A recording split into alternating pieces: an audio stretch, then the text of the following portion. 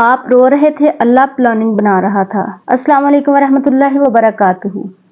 کیا آپ بھی اس وقت ٹوٹے ہوئے ہیں؟ کیا لگتا ہے سب ختم ہو گیا؟ رکیں، یہ ویڈیو آخر تک سنیں، کیونکہ آپ رو رہے تھے اور اللہ آپ کے لیے پلاننگ بنا رہا تھا۔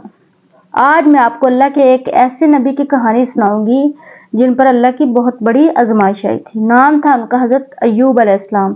اللہ نے انہیں سب کچھ دیا تھا، مال، اولاد، صحت، عزت، لیکن پھر بھی ایک کے بعد ایک آزمائش آئی۔ پہلے سارا مال چلا گیا، پھر ساری اولاد چلی گئی، پھر جسم پر ایک ایسی بیماری آئی کہ لوگ بھی قریب نہ آتے تھے۔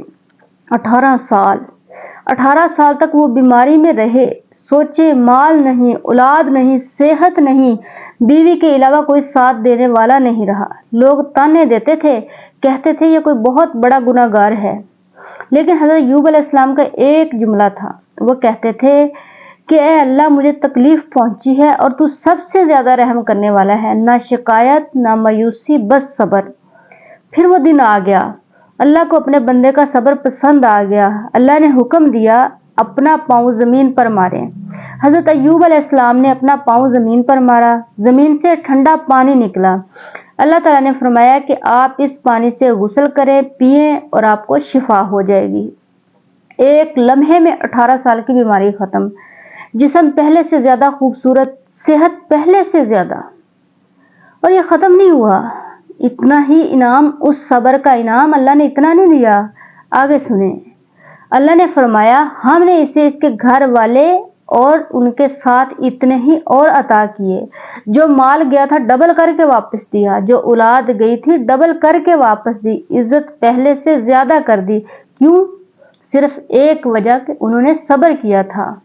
بہنوں اور بھائیوں، آج آپ جس آزمائش میں ہیں نا، بیماری، رشتوں کا ٹوٹنا، نوکری کا نہ ملنا، رشتہ داروں کا ناراض ہو جانا، یہ سب حضرت ایوب علیہ السلام کی آزمائش کے سامنے کچھ بھی نہیں ہے۔ لیکن اللہ کا بھی ایک قانون ہے، بے شک کیا اللہ تعالیٰ فرماتے ہیں کہ بے شک صبر کرنے والوں کو ان کا اجر بے حساب دیا جائے گا۔ آپ کو کیا لگتا ہے کہ اللہ بھول گیا؟ نہیں، اللہ پلاننگ کر رہا ہے۔ آپ کے آنسو اللہ گن رہا ہے، آپ کی ہر رات کی دعا اللہ سن رہا ہے۔ تو اب کیا کریں؟ 3 باتیں یاد رکھیں۔ نمبر 1، زبان سے شکایت نہ کریں، اللہ سے بات کریں۔ نمبر 2، نماز نہ چھوڑیں، سجدے میں رو لیں۔ نمبر 3، یقین رکھیں یہ وقت بھی گزر جائے گا، کیونکہ ہر مشکل کے ساتھ آسانی ہے۔